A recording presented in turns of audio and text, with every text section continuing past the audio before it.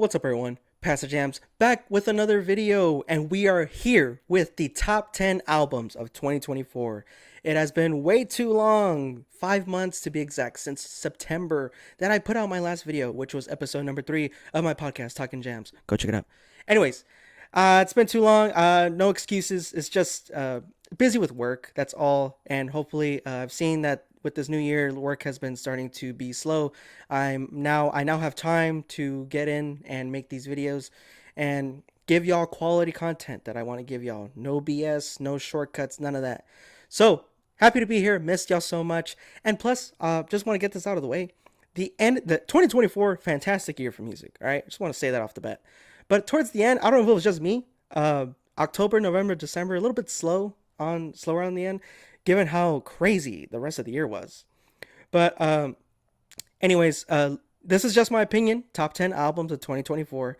If your album did not make it, I sincerely apologize. Okay, it is my top 10 personal list, personal opinion. If yours did not make the list, let me know in the comments below. Message me on Instagram, or if you know me personally, I guess I'll hear from you. I'm just getting this right out of the way. These are the heavy hitters. You're not going to see 8 or 8.5s, 9 and above only in this list. These are the big guns, all right? And I do want to start off, and I want to give an honorable mention to Tyler the Creator's Chromacopia, okay? Hey, kind of scaring me a little bit to say that. Fantastic album, just barely missed the list. I just want to say that, and hopefully y'all don't kill me for that. But anyways, starting off with number 10, we have Wall of Eyes by The Smile, the trio, the spin-off band of Radiohead, with lead singer Tom York and Tom Skinner with the amazing production. And he's a composer and does the percussion on this thing, and is the only member in this thing that didn't come from Radiohead. And then you have Jonny Greenwood, who is multi-instrumentalist as well. And just fantastic, phenomenal job from the trio. Wow, so excited I can't get the words out. But you have these ideas, this jazz electro sound, very explosive moments, orchestral strings that the band really meshes together and is not really overwhelming to the listener. Very beautiful stuff, very powerful poetic lyrics from Tom York. And that's crazy to say because, like I said, Tom Skinner is the highlight of this album. He really comes through with the production, composing everything all together, and kind of mixes together these electronic, kind of glitch moments here and there, mashed together with beautiful orchestral strings. And Tom York also with his fantastic writing, and it's just, it's good when his work is not like the highlight of the album or even carries the weight. Like it's kind of like almost as if he took a step back and let the sound speak for itself instead of his writing, which by the way, it's still great. Wall of Eyes, 9 out of 10, and at the number 10 spot. At the number 9 spot, this one is going to be a little tough to swallow for some of y'all. Corridos Bélicos by Volume 4 by Luis R. Conríquez. Yes, this is a corridos album, Spanish all the way. Corridos is a Mexican sound, Spanish sound that is in this new wave of like these youngsters coming up.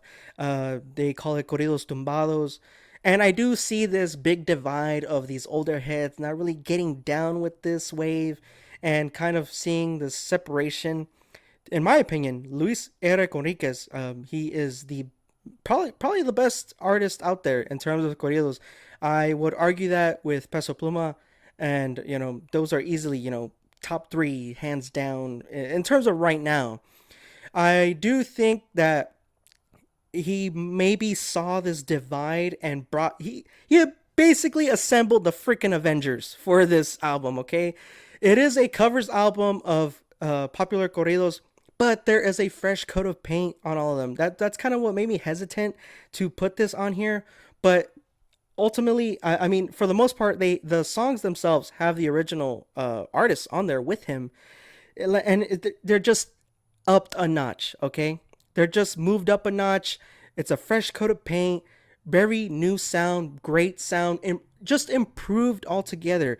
Like I said, you have Peso Pluma on here, you have Junior H, and then you have also Tito Doble P and Natalia Cano. In terms of corridos tumbados, those are like newer wave guys that are coming in and trying to close that divide. They're showing that they still can sing these, kind of like older style, I guess, original sound of corridos that is was really popular. I want to say from like the 2000s to 2000 late 2010s, and then you kind of had this wave of corridos tumbados. It's not even like that. Like there's just this closing of this divide. You also have Lenny Ramirez, El Fantasma, who and Fuerza Regida, that are there to close this gap. That they show that they're capable of making music together, and it's just fantastic altogether. 9 out of 10. Then at number 8, we have New World Depression by Suicide Boys. The duo's back. The boys are back. I do remember putting them in the worst albums list back in the COVID years, the C word, the C virus, whatever you want to call it. I wasn't really fond of that sound. I was kind of confused and a little bit in what the direction they were taking it in. A little bit more sad, and I'm not really used to that from them. However, this kind of sheds light on their art and what they're going with forward, because New World Depression is essentially the boys are back, like I said. There's even ideas of, there is also hints here and there of their stuff that they were doing in 2020, 2021.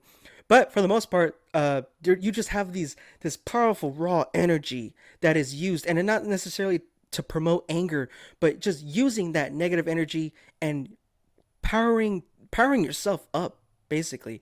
Just hype stuff all around, amazing beats and production. You even have hints of abstract rap that I appreciate, creepy dark themes and sounds, just like mysterious even. Wow. Ruby the Cherry and Scrim really come through with this.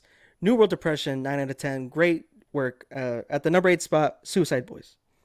And at number 7, we have Taylor Grace. Wow, this is a really surprising for me. Charlie Crockett's wife.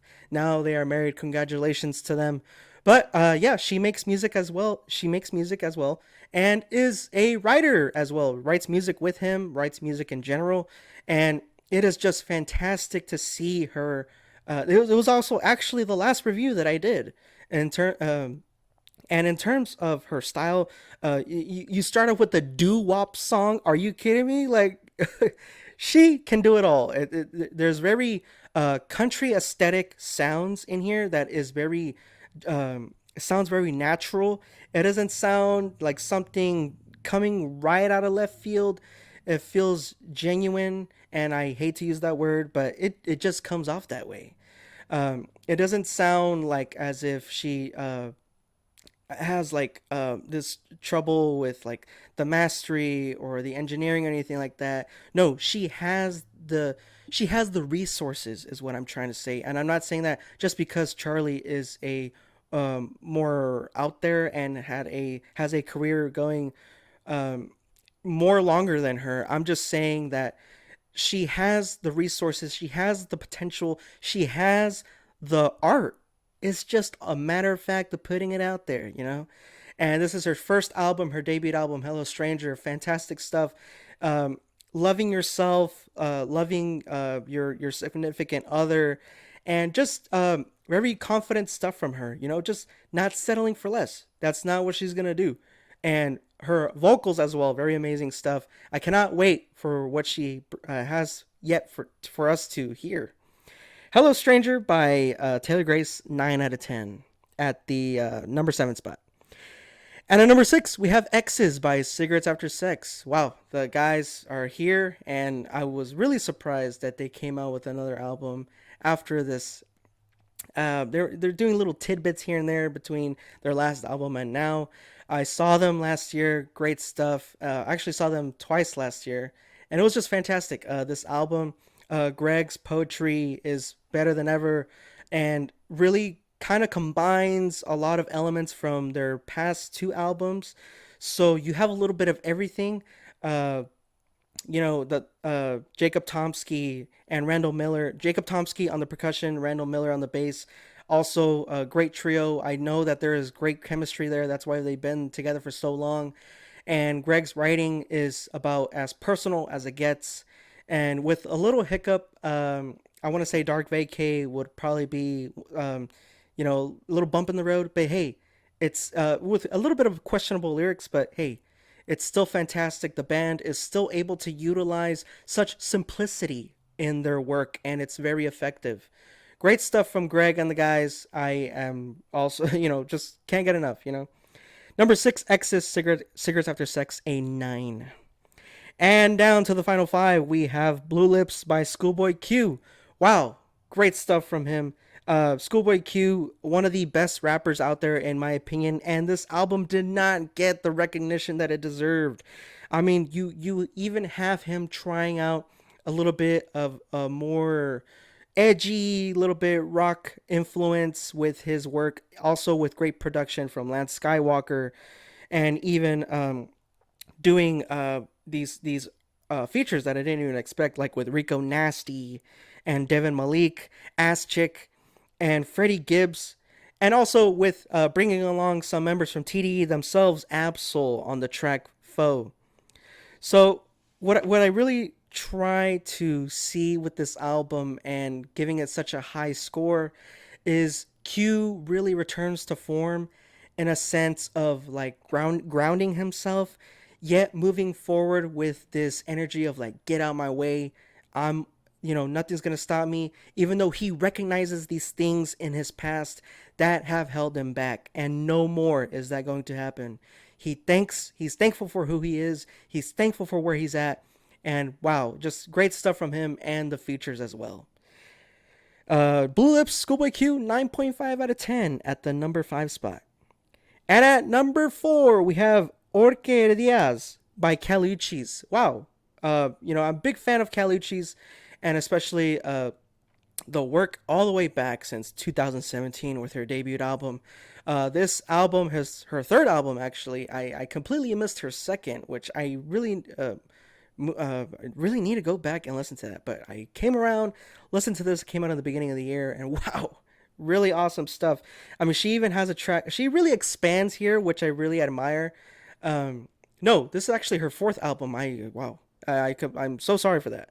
But this her fourth album. Didn't listen to her third. She really expands here. That was kind of what made me afraid of listening to this album. Although she does essentially try to continue with elements of what she's already known for, she really does jump through with taking a risk with Peso Pluma on that track, Igual que un ángel, and even kind of exploring more of a higher hype sense with Carol G on Labios Mordidos, and Muñequita with El Alfa and JT, which was the track I was most scared of, yet is one of the most banging tracks on there. I don't even know how you make a track with El Alfa hype, and that's good. That's good, by the way. And she made it happen. She made it possible. And there are also tracks on here where they're more sentimental, and that's just usually what she does. It's amazing stuff from her. I'm so congratulations to her and Don Tolliver for their beautiful baby boy, and just looking forward to what she comes out with next. Keluchis Orquea Diaz, number 4, 9.5 out of 10. And down to the final 3, we have Mahash Mashana by Father John Misty. Wow, this is just an amazing, amazing album. I cannot give this album enough credit for the amazing poetry from Father John Misty, real name Joshua Tillman, who really comes through with the amazing production, explosive production on this thing. Amazing poetry that I want to say is the best yet since his Pure Comedy album back in 2017. And I did enjoy his 2019 album, God's Favorite Customer. I did not really enjoy his last album in 2021, 2022, Chloe and the 20th Century, something like that. Chloe and the 20th Century. This is really a big, big upstep from that album. And I just want to say that he comes through with the most amazing art and poetry, lyrics He kind of he really does bring new ideas and tries to switch things around like he did in his last album, but in here it works. It's very explosive energy from Father John Misty. And I don't want to scare away any listeners, but you do have to kind of have an ear for this type of thing. But for me, I mean, I have admired his work since 2017, and it's just awesome. I cannot give this album enough credit. Taking the number 3 spot, 9.5 out of 10. And at number 2, we have GNX by Kendrick Lamar. Wow, the surprise album drop by Kenny K. Dot himself. And it is just fantastic to hear that he is continuing with this wave of like keeping it real in terms of West Coast and the West Coast sound. He even has artists on here that are known, which is from his previous label, Top Dog Entertainment, TDE. But he brought along SZA, which is probably the second most popular artist on that label. She's on two tracks, Luther and also Gloria, which is the final track. But he also has artists on here like Roddy Ricch, Lefty Gunplay, and Ass Chick. And I do want to say that although my only gripe with this album, and I know I didn't review it, I will soon. He doesn't really utilize certain artists on here, like Lefty Gunplay is not really on there as much as I would like him to be, but these artists are on there. They're these underground artists that are not really well known in any other areas. I want to say other than L.A. and the West Coast area and California and stuff like that. But they're on here. It's very amazing stuff from Kendrick that he wants all the smoke. He wants all the smoke. He's not going anywhere. He is here and he's gonna take out anyone who gets in his way. All right. Very hype stuff. Squabble Up is a fucking banger, dude, with that awesome sample and just very moving. Heart Part 6, some of the most intriguing storytelling from Kendrick, and what essentially was the dismantlement of Black Hippie, and with his crew, J Rock, Absol, and Schoolboy Q. It was him who had dismantled that group and had these creative ideas that he wanted to move forward with. And then even like the last track, amazing stuff. These elements of Spanish influence and music with mariachi singers in the beginning, kind of saying these words here and there to start off the tracks. Very beautiful stuff. And then the whole mustard thing on TV off. Very awesome stuff. Very awesome. Very great production from him and the team. It's just very something that I think Kendrick kind of establishes himself that he has stuff in the tank that you test him, he's gonna you test an animal and eventually the animal's gonna bite. It's just like that. That's just how it is in the industry. And that is the number 2 spot, GNX by Kendrick Lamar. And then number 1, if you have been following me on my videos, on my reviews, this is going to be coming at no surprise. It is Charlie Crockett's $10 Cowboy. Wow. I do want to start off by saying someone told me last year, everyone goes through their country phase. And that was me. That was me last year. 2024 was my country phase. Really opened my eyes to the country sound.